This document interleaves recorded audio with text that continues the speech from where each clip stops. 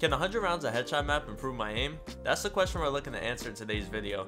Panville's headshot only box fight is a creative map just like the old Turtle Wars maps where you would build and fight in a closed area and the person with the most kills at the end of 10 minutes wins. However, here you can only kill someone by hitting them max damage. We have aim duels and other in-game aim training maps, but an aim map with real player movement combined with building is something we don't see too much of, and I wanted to see if I could use it to actually improve my aim. I played 5 rounds every day for the past 20 days, and I'll be sharing everything I learned over this time as well as the results at the end. Starting off in the early rounds, I found I was hitting a lot of body shots and flicked up really often. This is because I was holding my crosshair too low. If you watch any pro player, you'll notice when aiming, their crosshair is always around head level, making it easy to make a slight adjustment and hit max damage every time. I was doing the opposite and had to flick up any time I wanted to try to hit a headshot, giving me little and no results.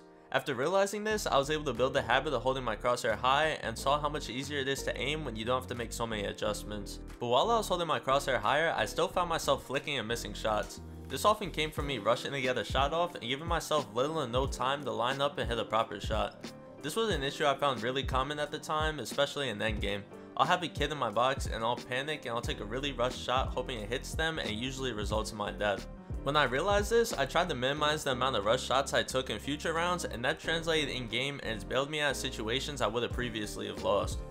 To add on to not flicking and rushing shots, I got into the habit of tracking my opponent then shooting once I thought I would max them. It's led to much more consistent headshots, but an issue I noticed when doing this was that my crosshair was all over the place at times. The travel path wasn't straight and I would kinda shake back and forth when trying to aim for the head. If you ever played any aim trainer, you know that in target switching scenarios, you want a straight line to travel from one target to the next. If your crosshair is all over the place, it makes it so much more difficult to hit shots. This is an issue that got fixed over time by playing these rounds, but is also a result of me playing KovaaKs and focusing on it. Another thing the headshot map taught me was how important click timing is. I could track players as well as I want, but if I can't properly time when to shoot, I'll either hit a weak shot or miss entirely. I'll show you examples of bad click timing versus good click timing so you can understand what I mean.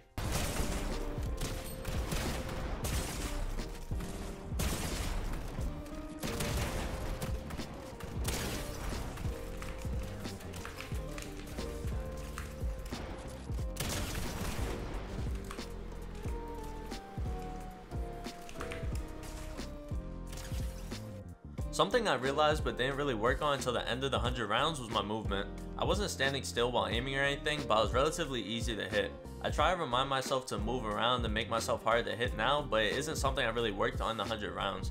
I just wanted to make sure I highlighted that in the video so you guys don't make the same mistake. So how much did I improve by doing this? By keeping track of the amount of kills throughout the 100 rounds, I was able to make this graph visualizing the progress I made. The lowest amount of kills I had was on day 5 where I managed to only get 10 kills, and my highest was on day 14 with 38.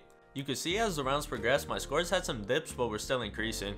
In my first 50 rounds, I had 1,076 kills, giving me an average of 21.5 per round. In the second half, I got 1,343 kills, bumping my average up by 5 kills to 26.8. So statistically, it's safe to say my aim has improved. I was able to learn and fix a lot of bad habits I had when it comes to shotgun aim and create some good habits as well. I feel a lot more control in my crosshair and the travel to target is much smoother. I also hold my crosshair higher and am more patient when shooting when I need to be.